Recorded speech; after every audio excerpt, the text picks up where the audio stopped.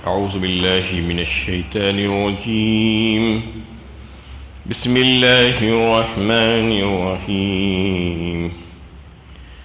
اتبعوا ما أنزل إليكم من ربكم ولا تتبعوا من دونه أولياء قليلا ما تذكرون. لوگوں، تمہارے پروردگار کی طرف سے جو کچھ تم پر نازل ہوا ہے اس کی پیروی کرو اور اس کو چھوڑ کر دوسرے سرپرستوں کی پیروی نہ کرو. تم کم ہی نصیحت قبول کرتے ہو. یہ سورہ اعراف کی 3 نمبر کی آیت ہے. گزشتہ درس سے کچھ تمہیدی کلمات اور کچھ باتیں سورت کے متعلق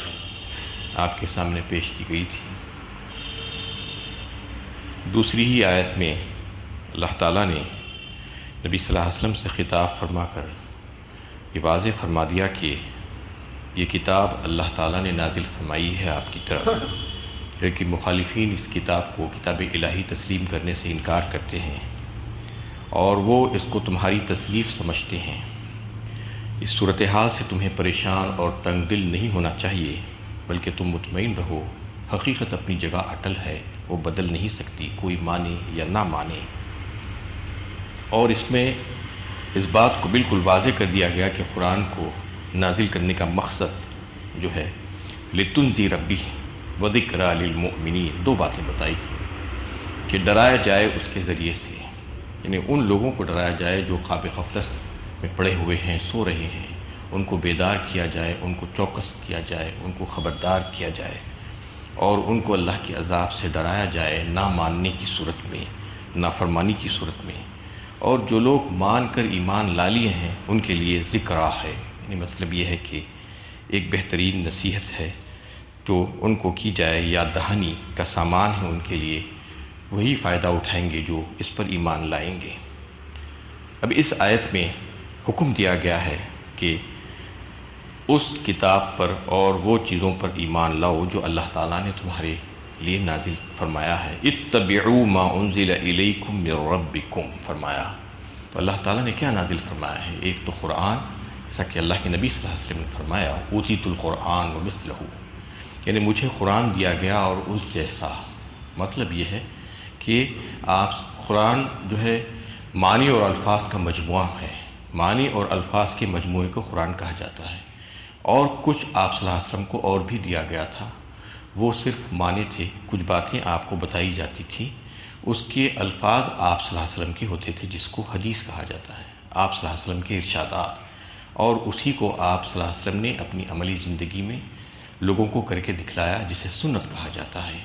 جو آخری وقت تک آپ کا دوام رہا جن چیزوں پر، اسے سنت کہا جاتا ہے. تو اس میں مطالبہ کیا گیا کہ تمہارے رب کی طرف سے جو کچھ بھی تم پر نازل کیا گیا ہے اس پر تم پوری طریقے سے عمل کرو.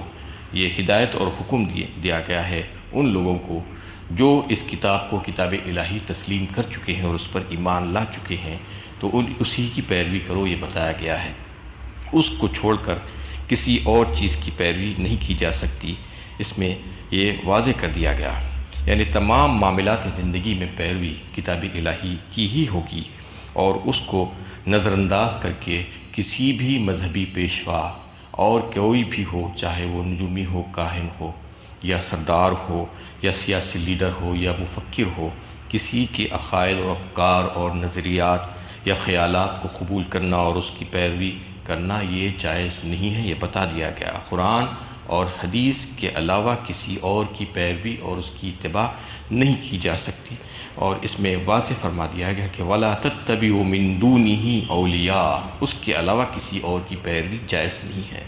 قَلِيلًا مَا تَذَكَّرُونَ فرمایا آخر میں، لیکن تم بہت ہی کم نصیحت قبول کرتے ہو. یعنی بہت کم ایسے لوگ ہیں جو قرآن کی نصیحت کو قبول کرنے والے ہیں. اور آپ دنیا میں آج یہ دیکھ رہے ہیں کہ قرآن کو کون پڑھ رہا ہے، کون سمجھ رہا ہے. کتنے لوگ ہیں دنیا میں جو قرآن کو، اللہ کے کلام کو، اللہ کا کلام سمجھ کر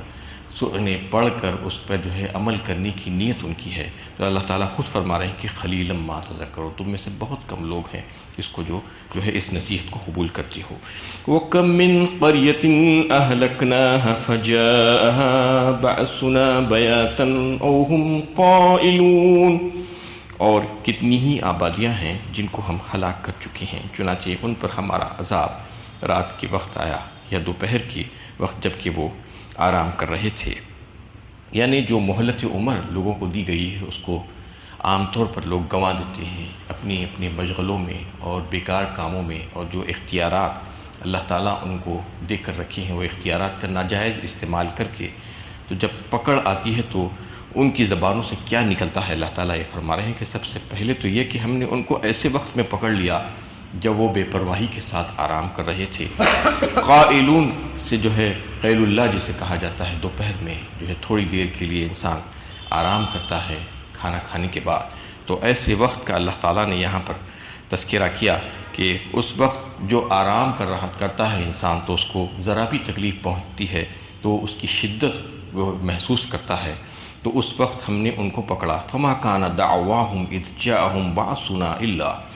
ان قالوا انا كنا ظالمین، اور جب ہمارا عذاب آیا تو ان کی پکار اس کے سوا کچھ نہ تھی کہ واقعی میں ہم ظالم تھے۔ یعنی اس وقت وہ اس بات کا اعتراف کرنے لگے، اقرار کرنے لگے کہ واقعی میں ہماری زندگی جو تھی، زندگی کے ایام جو تھے ہم جو گزار رہے تھے وہ بڑے ظالمانہ تھے۔ اس وقت انہوں نے اس بات کا اعتراف کیا، یہ بتایا یہ سب کرتے ہیں جب اللہ کے عذاب کو دیکھ لیتے ہیں۔ جیسا کہ جو ہے سورہ انعام میں جو ہے اس سے پہلے یہ بات گزر چکی ہے کہ هل ينظرون الا ان تاتيهم الملائکۃ او یاتی ربک او یاتی بعض آیات ربک لا ينفع نفسا ایمانها لم تکن آمنت من قبل او کسبت فی ایمانها خیرا، فرمایا۔ اس میں تفصیل کے ساتھ اللہ تعالیٰ نے اس بات کا تذکرہ کیا کہ آخر وہ کس بات کا انتظار کر رہے ہیں ایمان لانے کے سلسلے میں، جبکہ ساری باتیں ان کے سامنے واضح ہیں، سب باتیں ان کو بتائی گئی، تو کیا اس بات کا انتظار کر رہے ہیں کہ موت کے فرشتے ان کے سامنے آ جائیں اور ان کے سامنے کھڑے ہو جائیں ان کی روح نکالنے کے لیے، یا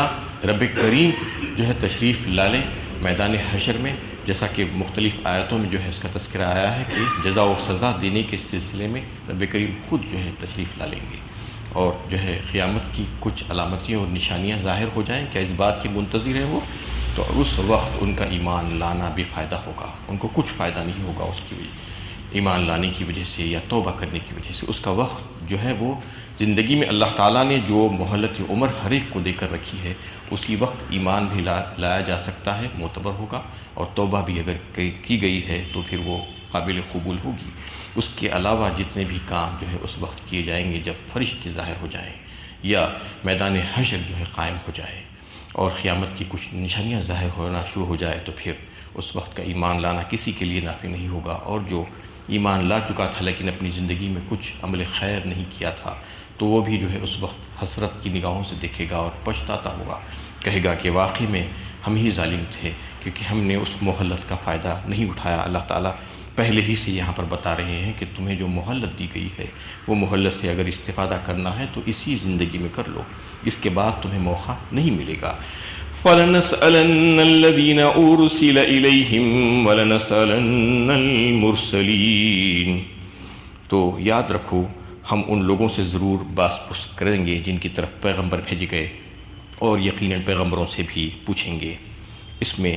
دو باتوں کا تذکرہ اللہ تعالیٰ فرما رہے ہیں کہ پہلے تو ان قوموں سے پوچھیں گے جن کے پاس پیغمبروں کو بھیجا گیا تھا، اور پھر خود پیغمبروں سے بھی ہم سوال کریں گے۔ پیغمبروں سے کیا سوال کریں گے جس کا تذکرہ جو ہے سورہ مائدہ میں بھی گزر چکا ہے۔ یوم یجمع اللہ الرسول فیقول ماذا اجبتم قالوا لا علم لنا انک انت علام الغیوب،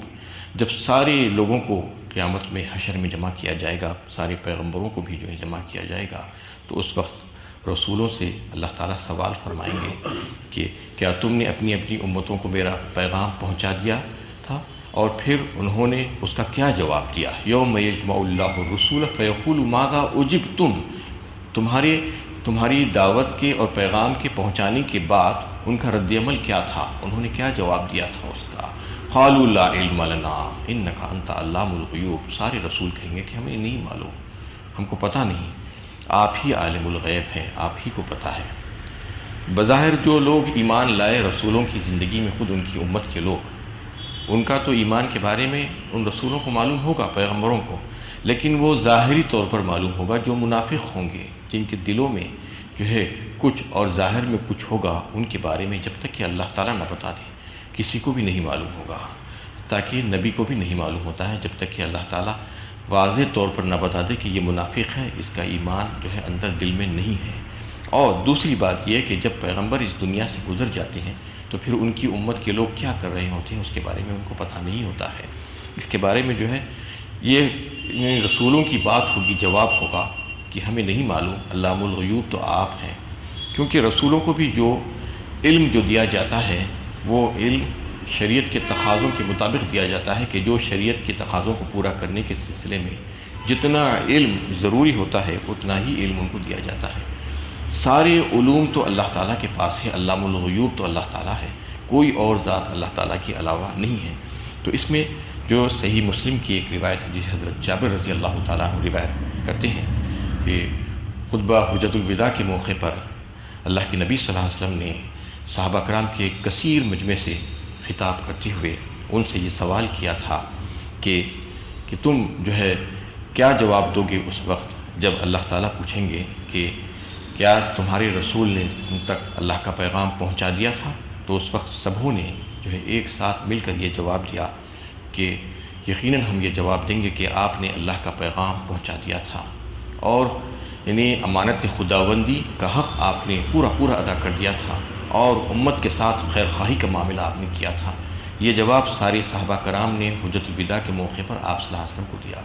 یہ جواب سن کر آپ صلی اللہ علیہ وسلم نے کلمہ شہادت بلند کی اور آسمان کی طرف نظر اٹھا کر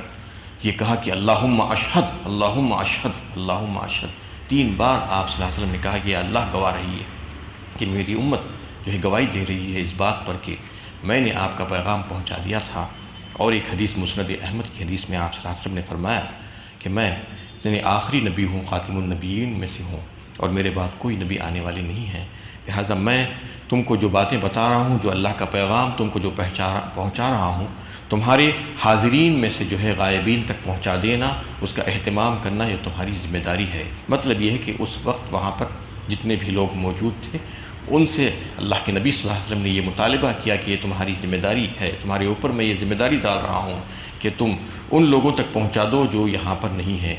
وہ لوگ جو اس وقت جو ہے دنیا میں موجود تھے، وہاں پر کسی وجہ سے نہیں تھے، ان تک پہنچانا، یا ان لوگوں تک جو قیامت تک آنے والی جو انسانیت ہے ان سب تک جو ہے یہ حاضرین کی یہ ذمہ داری تھی کہ آگے آنے والی نسلوں تک اللہ تعالیٰ کا پیغام جو رسول اللہ صلی اللہ علیہ وسلم نے ہم کو دیا تھا اس کو پہنچا دینا، کیونکہ یہ ذمہ داری آپ صلی اللہ علیہ وسلم نے ہم پر ڈالی تھی۔ یعنی آپ صلی اللہ علیہ وسلم نے جو دین جو ہے ہم کو پیش کیا تھا، اور جو اللہ کا کلام جو اللہ تعالیٰ نے نازل فرمایا تھا ہماری ہدایت کے لیے، اور آپ صلی اللہ علیہ وسلم کی زندگی کا جو مشن تھا کہ ساری نبوت کی زندگی آپ جو ہے ایک لمحہ بھی نہیں بیٹھے رہے، اور آپ صلی اللہ علیہ وسلم نے اللہ تعالیٰ کا پیغام اللہ کے بندوں کو پہنچاتے رہے۔ اور اگر کوئی جو ہے ہم میں سے امت محمدیہ کا فرد یہ دعویٰ کرتا ہے کہ میں امتی ہوں اور میں سرکار دو عالم صلی اللہ علیہ وسلم سے محبت اور عقیدت رکھتا ہوں، تو پھر اس کو چاہیے کہ آپ صلی اللہ علیہ وسلم کا مشن جو تھا، آپ صلی اللہ علیہ وسلم کو جو کتاب دی گئی تھی اور جو دین، جو احکام دین جو بتائے گئے تھے، آپ صلی اللہ علیہ وسلم نے ہم کو جو سکھلائے تھے،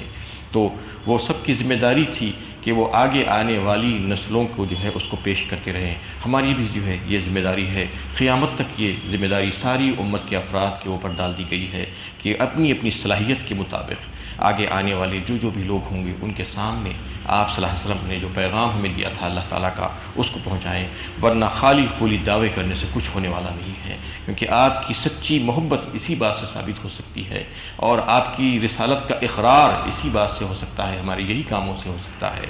کہ ہم آپ صلی اللہ علیہ وسلم کے مشن کو لے کر آگے بڑھیں، اور آپ صلی اللہ علیہ وسلم نے جو باتیں ہمیں بتائی تھی، جو کر کے ہمیں دکھلایا تھا، اس پر پوری طور پر نہ صرف خود عمل کریں بلکہ دیگر لوگوں کے سامنے بھی اپنی صلاحیت کے مطابق اس کو پیش کرنے کی کوشش کریں۔ اللہ تعالیٰ علم و عمل کی توفیق عطا فرمائے۔ وآخر دعوانا الحمدللہ رب العالمین۔